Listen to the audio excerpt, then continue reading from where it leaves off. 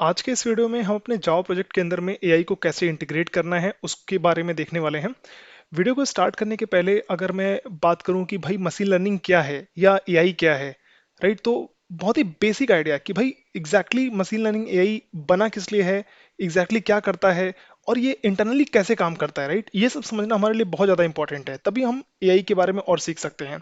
और देखो भाई, अगर आप ये सोचते हो कि बिना एआई सीखे, बिना मशीन लर्निंग सीखे आप अपने जॉब को कंटिन्यू कर पाओगे, तो भाई आप बिल्कुल ही गलत हो। आप खुद ही देख रहे हो कि मार्केट में कितनी सारी नौकरियां जा रही हैं। तो जो लोग अपने आप को चेंज नहीं करना चाहते, एआई नहीं सीखना चाहते या मशीन लर्निंग नहीं सीखना चाहते, कहीं ना कहीं आप एक रिस्क जोन में पड़े हो। ठीक है, तो चलो आज का वीडियो स्टार्ट करते हैं। सबसे पहले समझते हैं कि भाई मशीन लर्निंग और एआई है क्या। ठीक है, तो वैसे तो बहुत सारे डिफिनेशंस आपको गूगल पे मिल जाएगी कि what exactly AI mean and what exactly machine learning means, right? But मैं आपको बहुत ही सिंपल तरीके से बताने वाला हूँ कि मशीन लर्निंग और एआई का मतलब क्या है और इंटरनली ये कैसे काम करता है। ठीक है, तो देखो, अगर हम बात करें कि मशीन लर्निंग और एआई क्या है, तो अगर वन स्टेटमेंट में बात करें तो हम बोलते हैं कि यार ये फ्यूचर्स की चीजों को प्रिडिक्ट करता है, राइट? एज अ ह्यूमन की तरह ये फ्यूचर्स की चीजों को प्रिडिक्ट कर सकता है। ठीक है, तो अब हम समझते हैं कि भाई ऐसा कैसे हो सकता है। इसके लिए मैं आपको एक छोटा सा एग्जांपल लेके समझाऊंगा। लेट सपोज अगर हमारे पास एक फंक्शन हमने लिखा जो दो नंबर को सम करता है, राइट? ए और बी को सम करता है। कहने का मतलब ये फंक्शन क्या करता है, ए प्लस बी करता है और जो भी आपका आउटपुट आता है वो एज अ रिजल्ट दे देता है, राइट? तो ये सम फंक्शन आपका करता है। अब ठीक है, आपको फंक्शन पता है। अगर मैं बोलूं कि अब ये बताओ मुझे कि लेट सपोज अगर मेरे पास इनपुट है 2,3, तो आउटपुट क्या आएगा? आप बोलोगे 5 आएगा। Very straight forward. अगर मैं बोलूं 4,6 अगर है तो क्या आएगा आउटपुट? आप बोलोगे 10 आएगा। सिमिलरली अगर 3,3 है तो आप बोलोगे 6 आएगा, राइट? तो कहने का मतलब ये है कि अगर आपको फंक्शन पता है, अगर आपको फंक्शन पता है और आपको इनपुट दिया जाएगा तो आप आउटपुट बता सकते हो। कैसे बताओगे? अपने फंक्शंस के अंदर में इनपुट रखोगे, जो भी आउटपुट आएगा वो आप जनरेट करके दे दोगे। और आज तक हम यही करते आ रहे थे, राइट? बट जब से मशीन लर्निंग आया और एआई आया, वो उसने काफी सारी चीजें चेंज कर दी। एक सेकंड, राइट? तो मशीन लर्निंग और एआई बोलता है कि नहीं, हमारे पास कुछ हमें डेटा दे दो, हिस्टोरिकल डेटा दे दो, उसके बेसिस पे उसका यूज करके हम क्या करेंगे, कौन सा फंक्शन हमारे इनपुट और आउटपुट पे जो हमारा हिस्टोरिकल डेटा है उसके ऊपर एप्लीकेबल हो रहा है, वो फंक्शन हम फाइंड आउट करने की कोशिश करेंगे। और जैसे ही मुझे वो फंक्शन मिल जाएगा, इन फ्यूचर अगर तुम मुझे कुछ इनपुट दोगे तो मैं उसका आउटपुट जनरेट कर पाऊंगा। कहने का मतलब ये है कि लेट सपोज अगर मैं आपको बहुत सारा हिस्टोरिकल डेटा दे दूं, लेट सपोज कि 2,3 अगर ये मैं देता हूं तो मेरा आउटपुट 5 आता है। 4,6 मेरा हिस्टोरिकल डेटा है जिसका आउटपुट 10 था। तो डेफिनेटली इनपुट और आउटपुट के बीच में कोई ना कोई तो रिलेशनशिप होगा, कोई ना कोई पैटर्न तो होगा, कोई ना कोई फॉर्मूला तो होगा ही, राइट? तो मशीन लर्निंग और एआई क्या करता है, उस फॉर्मूला को फाइंड आउट करने की कोशिश करता है, उस फंक्शंस को फाइंड आउट करने की कोशिश करता है, which is called model, right? तो मॉडल बहुत इंपॉर्टेंट होने वाला है। हम मशीन लर्निंग में या एआई में क्या करते हैं, हम सबसे पहले मॉडल फाइंड आउट करने की कोशिश करते हैं बेस्ड ऑन आपका जो भी हिस्टोरिकल डेटा है, राइट? या कई बार आप सुने होंगे कि हम अपने मॉडल को ट्रेन कर रहे हैं बेस्ड ऑन इनपुट या based on historical data, right? तो जैसे बेसिकली होता क्या है, मशीन लर्निंग में आपने फंक्शन फाइंड आउट करने की कोशिश करी कि ये हमारा फंक्शन होगा, लेट सपोज ए कॉमा बी। और अब क्या करते हो, आप हिस्टोरिकल डेटा के बेसिस पे अपने फंक्शंस को ट्रेन करते हो। मतलब क्योंकि जो भी आप फंक्शन ये फाइंड आउट करे हो ना इनपुट और आउटपुट के बेसिस पे, कोई जरूरी नहीं है कि आपका फंक्शन एक्यूरेट हो सकता है आपका फंक्शन 99% एक्यूरेट हो या 60% एक्यूरेट हो, राइट? तो उसको ज्यादा एक्यूरेट बनाने के लिए डेफिनेटली आपको क्या करना पड़ेगा, आपको बहुत सारा मैसिव अमाउंट ऑफ डेटा का यूज करके अपने फंक्शंस को या अपने मॉडल को ट्रेन करना पड़ेगा, राइट? इसलिए आप बार बार सुनते हो कि हम अपने मॉडल को ट्रेन कर रहे हैं by using of historical data. No, जैसे ही आपका जो फंक्शन है, राइट, वो आपको अगर एक्यूरेट फंक्शन मिल जाए कि भाई ये भी जो भी हमारा हिस्टोरिकल डेटा था उसका यूज करके जो हमने फंक्शन डिफाइन किया है which is a plus b. अब इन फ्यूचर अगर आपको कोई बोले कि यार मेरे को 2,3 का एज ए इनपुट देता हूँ, मुझे आउटपुट जनरेट करके दे दो, तो आप आराम से कर सकते हो, राइट? लेट सपोज अगर मैं 2,3 नहीं लेता हूँ, लेट सपोज मैं बोलता हूँ 12,3, इसका आउटपुट जनरेट करके दे दो, तो आप इस फंक्शन में अपना इनपुट रखोगे और आउटपुट जनरेट करके दे दोगे। तो कहने का मतलब ये है, मशीन लर्निंग क्या करती है, जस्ट अपोजिट काम करती है कि via using of input output जो कि हिस्टोरिकल डेटा है, उसका यूज करके आपका फंक्शन या बोले तो मॉडल जनरेट करने की कोशिश करती है। वो आपका मॉडल एक्यूरेट हो उसके लिए आपका हिस्टोरिकल डेटा के ऊपर अपने मॉडल को ट्रेन किया जाता है। जैसे ही आपका फंक्शन एक्यूरेट फंक्शन आपको मिल जाता है कि हमारा अब जो फंक्शन है वो लेट सपोज 99% एक्यूरेट है, then you are good to predict future. अब इसको थोड़ा और एक रियल एग्जांपल से समझाता हूँ।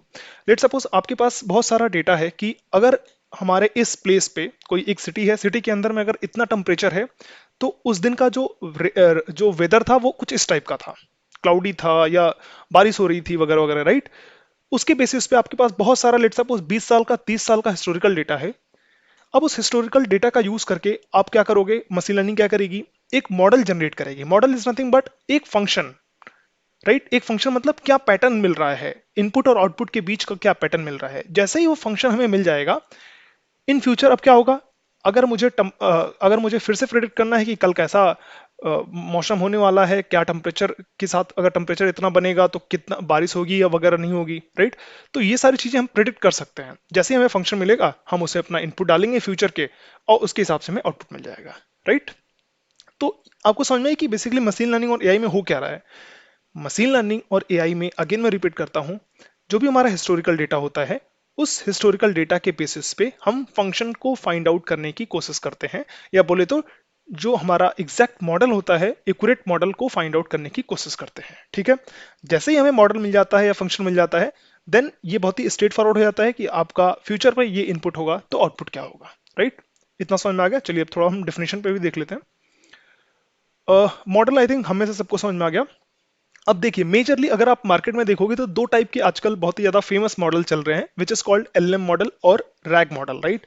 अब आप बोलोगे कि यार ये एलएलएम मॉडल क्या है, राइट। तो एक बार मैं यहाँ पे थोड़ा लिखता हूँ। देखो ये जो एलएलएम मॉडल है which is called large language model, right. और आज के इस वीडियो में हम एलएलएम मॉडल को ही रन करा के देखेंगे अपने जावा के प्रोजेक्ट में।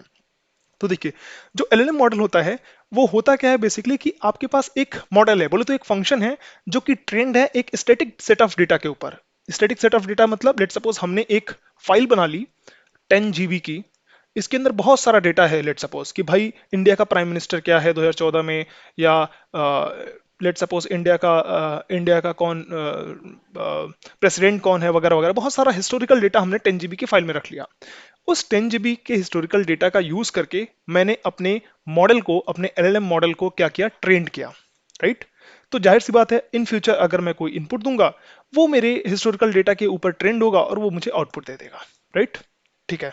तो एलएलएम क्या है आपका, is a type of AI model trained on massive amount of text data to understand and generate human like language, right।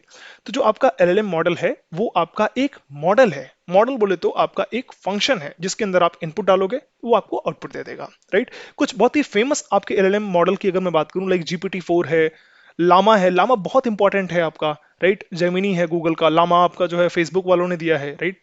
तो एलएलएम ये हो गया। अब आप बहुत ही फेमस सुनते हो रैग।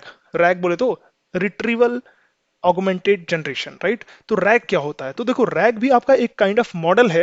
ये basically on top of LLM बनाया गया है, सॉरी। रैग जो है आपका, आप इसको बोल सकते हो LLM plus real time data, right. तो रैग क्या होता है, रैग आपका जो भी एलएलएम होता है ना, आपका हिस्टोरिकल डेटा पे, स्टैटिक डेटा पे जो भी ट्रेंड आपका मॉडल है, उसका जो आउटपुट आता है उसके ऊपर अगेन वो रियल टाइम डेटा का लुकअप मारता है, राइट। और चूंकि रियल टाइम डेटा का लुकअप मारता है इसलिए रैग का जो आउटपुट होगा वो ज्यादा रियलिस्टिक होगा, ज्यादा रियल होगा, राइट। एलएलएम क्या करता था, वो आपका रियल टाइम का डेटा पे लुकअप नहीं मारता था। इसका मतलब अगर आप इस अपने एलएलएम मॉडल से कुछ लेटेस्ट की न्यूज पूछोगे तो शायद आपका एलएलएम मॉडल आपको सही आंसर नहीं देगा, बट आपका जो रैग है अगर उससे आप लेटेस्ट का न्यूज पूछोगे तो आपका सही आंसर देगा। फॉर एग्जाम्पल अगर मैं अपने एलएलएम मॉडल से पूछूं कि भाई 2011 में आईपीएल कौन जीता था, तो ये हमारा एलएलएम मॉडल शायद आंसर दे सकता है। बट अगर मैं पूछूं कि 2025 में कौन जीता था, तो शायद ये नहीं दे सकता, क्योंकि 2025 का अभी जो विनर है आईपीएल का वो अभी लेटेस्ट रिसेंटली हुआ है, राइट। सिमिलरली अगर मैं अपने रैग रैग वाले मॉडल से पूछूं कि भाई 2025 में कौन आईपीएल जीता था, तो इसके लिए थोड़ा स्ट्रेट फॉरवर्ड है। ये क्या करेगा, एलएलएम को पहले रन करेगा, उसके ऊपर रियल टाइम बोले तो आपका गूगल पे गूगल से डॉक्यूमेंट पिक करेगा, कुछ गूगल से डेटा पिक करेगा, देन फिर वो उसको क्या करेगा, उसके ऊपर आपका एक रिस्पॉन्स जनरेट करेगा, ठीक है। तो ये सबको समझ में आ गया कि एलएलएम और रैग में डिफरेंस क्या है, राइट। एलएलएम आपका स्टैटिक डेटा सेट पे काम करता है, रैग जो होता है एलएलएम के ऊपर रियल टाइम डेटा का भी यूज करके रिस्पॉन्स को जनरेट करता है। इसलिए रैग जो होता है वो आपका थोड़ा कॉम्प्लेक्स होता है, बट जो आपका डेटा होगा बहुत ही रियलिस्टिक डेटा आपका रैग का रिस्पॉन्स देगा। ठीक है, चलिए अब हम थोड़ा देखते हैं, क्योंकि आज के वीडियो में हम एलएलएम ही देखने वाले हैं, क्योंकि एलएलएम को रन करना थोड़ा स्ट्रेट फॉरवर्ड है। Straightforward I mean to say कि क्योंकि एलएलएम आपका कॉम्प्लेक्स नहीं है, राइट। रैग तो आपका बहुत कॉम्प्लेक्स है, एलएलएम आपका कॉम्प्लेक्स नहीं है। तो हम आज के इस वीडियो में एलएलएम को ही इंटीग्रेट करेंगे अपने जावा के प्रोजेक्ट में। और होगा क्या, जैसे हम अपने एलएलएम को अपने जावा के प्रोजेक्ट में इंटीग्रेट करेंगे, आप क्या करोगे, आप चाहो तो अपना इंटरनेट भी ऑफ कर सकते हो और अपने अपने एलएलएम मॉडल से अपने क्वेश्चंस को पूछोगे। जो भी उसके पास बेसिक इन्फॉर्मेशन होगी, स्टैटिक इन्फॉर्मेशन होगी, उसके बेसिस पे या हिस्टोरिकल जो भी डेटा होगा उसके बेसिस पे वो आउटपुट जनरेट करके आपको देगा। ठीक है, रिस्पॉन्स। अगर हम बात करें कि कुछ एलएलएम मॉडल्स जो कि बड़े फेमस पॉपुलर एलएलएम मॉडल्स हैं, जो डिफरेंट डिफरेंट क्रिएटर्स हैं, डिफरेंट डिफरेंट कंपनीज हैं जिन्होंने कुछ एलएलएम मॉडल को क्रिएट किया हुआ है, उसकी अगर बात करें हम तो लाइक GPT-4 आपका ओपन एआई वालों ने क्रिएट किया हुआ है। सिमिलरली लामा 2, लामा 3 बहुत इंपॉर्टेंट है, मेटा वालों ने मतलब फेसबुक वालों ने क्रिएट किया हुआ है। सिमिलरली लामा 2 का ही एक वेरिएंट आता है जिसको हम बोलते हैं टीनी लामा। और टीनी लामा लामा जो है आपका स्पेशली इसी चीज के लिए बनाया गया है। काफी लाइट वेट आपका लामा मॉडल है, जो बेसिकली आपका मेटा वालों ने या बोले तो फेसबुक वालों ने बनाया है, ताकि जो डेवलपर्स हैं वो टीनी लामा मॉडल को अपने लोकल सिस्टम पे इंस्टॉल कर सके, रन कर सके वगैरह वगैरह। ठीक है, और उससे बेसिकली रिस्पॉन्स को जनरेट कर सके। चलिए, तो आज के इस वीडियो में हम अपने लोकल सिस्टम पर अपने जावा के प्रोजेक्ट में टीनी लामा मॉडल को ही बेसिकली इंटीग्रेट करेंगे। चलिए, तो इसके लिए सबसे पहले समझते हैं टीनी लामा मॉडल क्या है। ये तो समझ में आ गया, आपका लामा जो है लामा 2 या लामा 3 जो कि मेटा वालों ने एक एलएलएम मॉडल क्रिएट किया हुआ है, उसी का एक वेरिएंट है, एक कह सकते हैं छोटा सा लामा है। ठीक है, चलिए now where we will run our our model. तो जो हमारा मॉडल मॉडल बोले तो बेसिकली क्या है, एक फंक्शन है, राइट। एक फंक्शन है, वो फंक्शन हम कहाँ पे रन करेंगे, तो उसके लिए हमें कुछ टूल चाहिए विच इज कॉल्ड ओलामा, राइट। तो ओलामा आपका एक टूल है जिसके ऊपर हम अपने मॉडल को रन कर सकते हैं, या let suppose Llama model use कर लें या टीनी लामा मॉडल यूज कर लें, राइट। कोई सा भी मॉडल यूज कर सकते हैं, लामा 2, लामा 3 या टीनी लामा। आज के इस वीडियो में हम लोग टीनी लामा मॉडल का यूज करेंगे। चलिए, तो सबसे पहले हमें करना क्या है, ओलामा को सबसे पहले तो रन करना है, डाउनलोड करना है और रन करना है। अब ओलामा कहाँ पे रन होगा, तो ओलामा को रन करने के लिए या तो हम क्लाउड पे रन करें या अपने लोकल सिस्टम पे चूंकि कर रहे हैं तो डॉकर इंस्टॉल कर लें, डॉकर के ऊपर जो है हम ओलामा को रन कर सकते हैं। तो आज के इस वीडियो में हम क्या करेंगे, सबसे पहले तो पहला स्टेप हम क्या करेंगे, डॉकर को डाउनलोड करेंगे और उसको अपने लोकल सिस्टम पे इंस्टॉल करेंगे। डॉकर क्यों कर रहे हैं, क्योंकि हम अपने ओलामा को रन कर सके। ठीक है, अपने ओलामा का जो हमारे पास इमेज है उसको ओलामा टूल को हम रन कर सके, जिसके ऊपर जो हमारा मॉडल है वो रन करेगा। ठीक है, तो चलिए सबसे पहले डॉकर को कैसे डाउनलोड करना है, कैसे इंस्टॉल करना है, इस सारी चीजों पे मैं बहुत ज्यादा नहीं जा रहा हूं, क्योंकि अगर आपको कोई कंफ्यूजन होगा तो आप कमेंट के थ्रू पूछ सकते हैं कि भाई कैसे करते हैं। ठीक है, आपको सबसे पहले ये स्टेप, हर एक स्टेप मैं अपने वीडियो के डिस्क्रिप्शन में दे दूंगा, आप फॉलो कर सकते हो। तो इस लिंक पे जब आप जाओगे, आप अपने डॉकर को इंस्टॉल कर लोगे बेस्ड ऑन कि आपका कौन सा मशीन का कॉन्फ़िगरेशन है, राइट। मैंने ऑलरेडी इंस्टॉल किया हुआ है। जैसे ही आप इंस्टॉल करोगे आपको एक इंस्टॉलर मिलेगा, उस इंस्टॉलर पे जब आप डबल क्लिक करोगे तो आपका डॉकर आपके लोकल सिस्टम पे इंस्टॉल हो जाएगा। जब आपका लोकल सिस्टम पे डॉकर इंस्टॉल हो जाए, आप अपने डॉकर को ओपन कर लो, और जैसे ही आप अपने डॉकर को ओपन करोगे आपको कुछ ऐसा यूआई दिखेगा। यहाँ पे आपको राइट कॉर्नर में, राइट साइड कॉर्नर में टर्मिनल पे जाना है। जैसे ही आप टर्मिनल पे क्लिक करोगे आपको ऐसा टर्मिनल आपको लिख के दिख जाएगा। ठीक है, स्टार्टिंग में ओलामा जो यहाँ पे रन कर रहा है वो रन नहीं कर रहा होगा, राइट। एक बार मैं इसको स्टॉप कर देता हूँ, तो ओलामा यहाँ पे रन नहीं कर रहा होगा।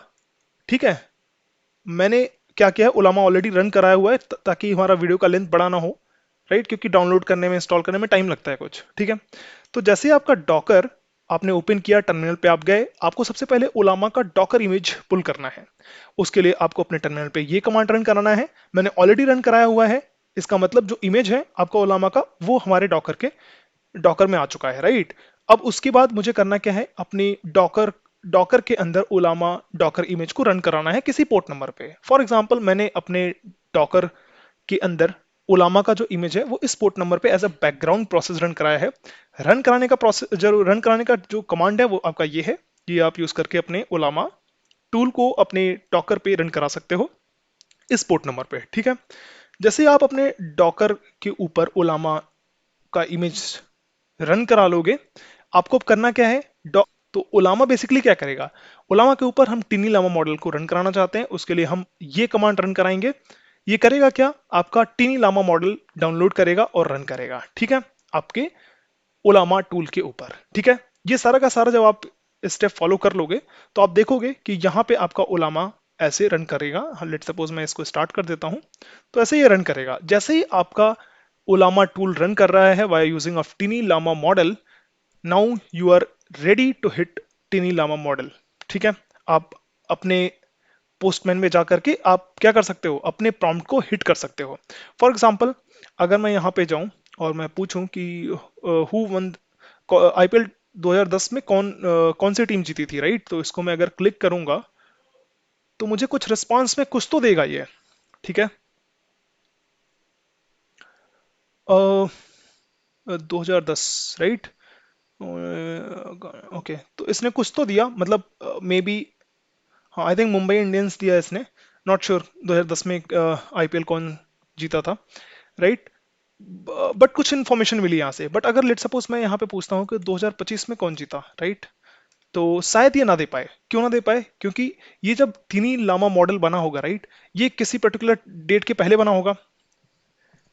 So as of now there is no confirmed information about who will the next, okay, क्योंकि ये 2025 का जो आईपीएल है ना, उसको उसके उसकी इसके पास अभी डेटा नहीं है। क्यों, क्योंकि ये जब टीनी लामा मॉडल बना होगा, ये एक बार मैं इसको थोड़ा समझाता हूँ।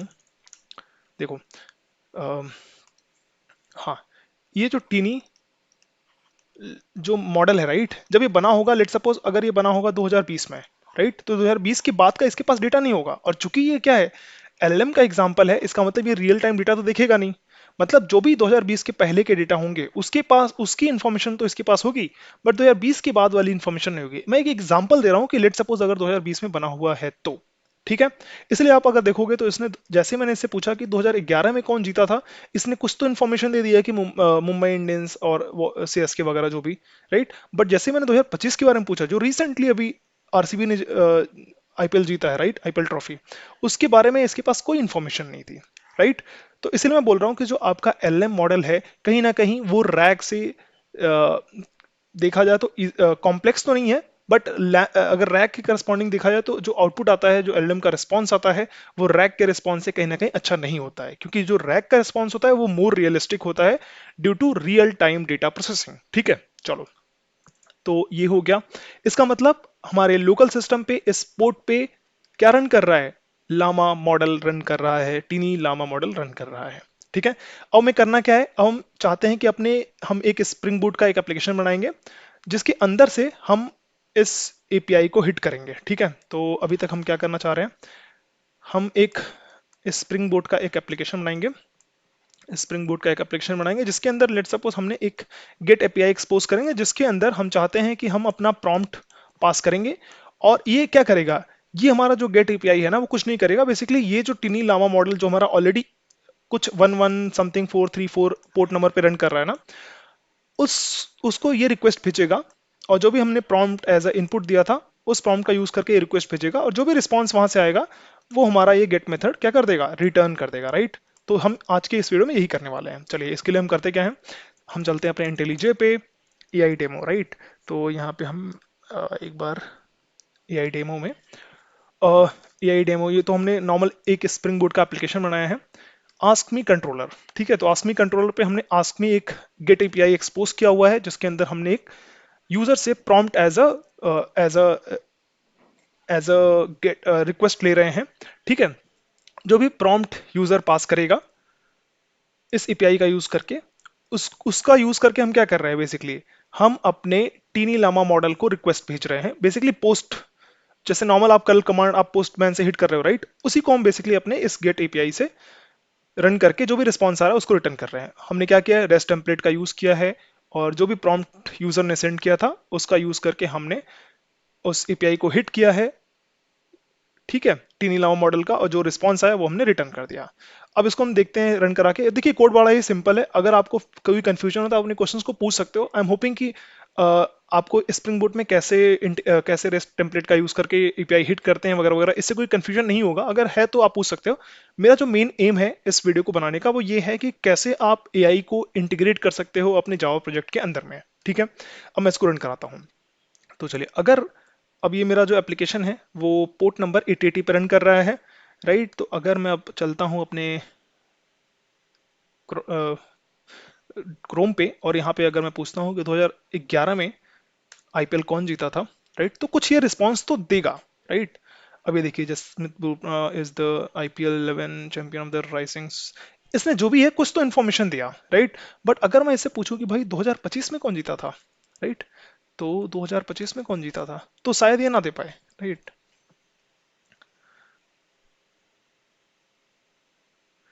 ठीक है, हो इन द आईपीएल, ये ये मे बी क्योंकि चूंकि ये एलएलएम है, राइट, तो ये बहुत ही ज्यादा एक्यूरेट रिटर्न आउटपुट तो देता नहीं है। मतलब कुछ ना कुछ जो भी रिस्पांस दिया वो आप थोड़ा बहुत इसको यूज कर सकते हो, राइट। एक्यूरेट रिस्पांस नहीं हुआ क्योंकि कि रियल टाइम डेटा डेफिनेटली नहीं है। अब अगर मैं यहाँ पे पूछूं कि who is the prime minister of India, so PM of India, India, तो देखते हैं ये क्या देता है।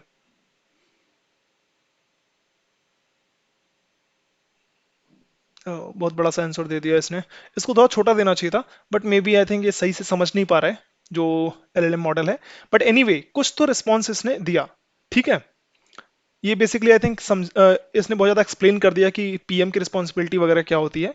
एनीवेज, अब यहाँ पे अगर आप ऑफ भी कर दोगे ना, यहाँ से नेट अगर ऑफ भी कर दोगे तो भी हमारा ये चलेगा, राइट। अब मैं अगर पूछूं कि एक्सप्लेन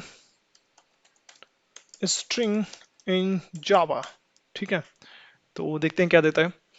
कुछ तो स्ट्रिंग के बारे में देना चाहिए इसको। अब देखो, डेफिनेटली जो डेटा सेट है, राइट, जो टिनी लामा मॉडल है वो बहुत ही लाइट वेट मॉडल है, तो उतना आपको अच्छा रिजल्ट तो नहीं देगा, राइट। बट यहाँ पे अगर आप देखोगे तो इसने कुछ ठीक ठाक रिस्पॉन्स दे दिया है कि कैसे in Java we can use string class to represent and manipulate text string. तो कुछ इन्फॉर्मेशन तो ये दे रहा है, राइट। मे बी वो इन्फॉर्मेशन बहुत एक्यूरेट ना हो, बट अच्छा खासा इन्फॉर्मेशन दे रहा है, ठीक है। अ, चलिए, तो अगर आई थिंक सबको क्लियर हो गया होगा कि कैसे अपने जावा प्रोजेक्ट के अंदर में एआई को इंटीग्रेट करते हैं। बट अगर आपका कोई क्वेश्चन हो तो आप अपने क्वेश्चंस को पूछ सकते हैं। आपको अगर ये ना समझ में आया हो कि भाई मशीन लर्निंग क्या होती है, एआई क्या होती है, अगेन आप कमेंट के थ्रू अपने क्वेश्चंस को पूछ सकते हो। अगर आपको ये मेरा वीडियो अच्छा लगा हो तो आप मेरे वीडियोस को लाइक कीजिए, मेरे चैनल को सब्सक्राइब जरूर करिए और मेरे वीडियोस को दूसरे लोगों के साथ में शेयर करिए। ठीक है, अब हम मिलते हैं अपने नेक्स्ट वीडियो में। Bye bye.